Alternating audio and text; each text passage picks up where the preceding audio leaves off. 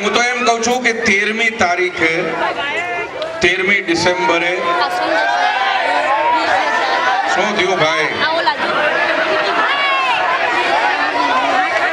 13મી ડિસેમ્બરે 13મું છે કોંગ્રેસનું. એટલે સવારે બધા નાહી ધોઈ ઘીનો દીવો લઈ અગરબત્તી લઈ સુખડનો હાર ખરીદી કોંગ્રેસના ફોટા ઉપર આપણે પહેરાવવાનો છે. કોંગ્રેસ એમના પોતાના માણસોની નથી રહી ભાઈ. નરહરી અમીન જેવા કે નરેશ રાવલ જેવા ભલે વિરોધ પક્ષના હતા પણ તોય હતા તો કોંગ્રેસના સંનિષ્ઠ કાર્યકરો, સિદ્ધહસ્ત કાર્યકરો હતા. એનું પણ ધ્યાન નથી રાખ્યું આ લોકોએ. તો કોંગ્રેસ તમારી શું થવાની હતી?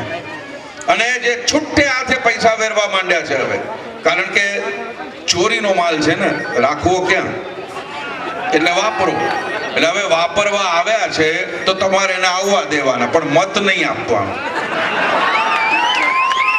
કારણ કે જેવો મત તમે આપશો, જેવા સત્તા સ્થાને આવશે એટલે એવી લૂંટ ચલાવશે કે તમારું જે પણ કંઈ હશે ને બધું લૂંટીને જતા રહેશે.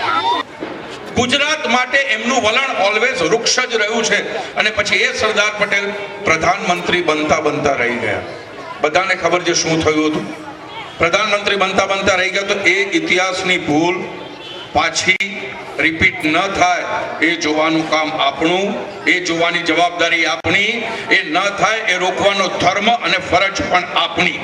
એટલે આપણો ધર્મ બની રહે છે કે મોદીને પીએમ બનાવવા છે અને મોદીને પીએમ બનાવવા માટે આખા હિન્દુસ્તાનમાં સન્નાટો વ્યાપી જાય એવી પ્રચંડ બહુમતી આપી અને મોદીને વિજયી કરવાના છે.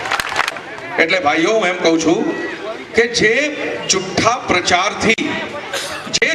પ્રચારથી આ લોકોએ આખી વાત ચલાવી છે બેફામ. કારણ કે મીડિયા તો ઓલમોસ્ટ અમુક મીડિયા જે છે એ તો એમના હાથમાં જ છે. એટલે મીડિયા તો એ લોકો પચાવીને બેસી ગયા છે. પણ છતાંય ગુજરાતની જનતાને સલામ કે આટલો પ્રચાર હોવા છતાં આજે 10 વર્ષથી માત્ર મોદી અને મોદી જ આવી રહ્યા છે ને માત્ર મોદી જ દેખાય છે.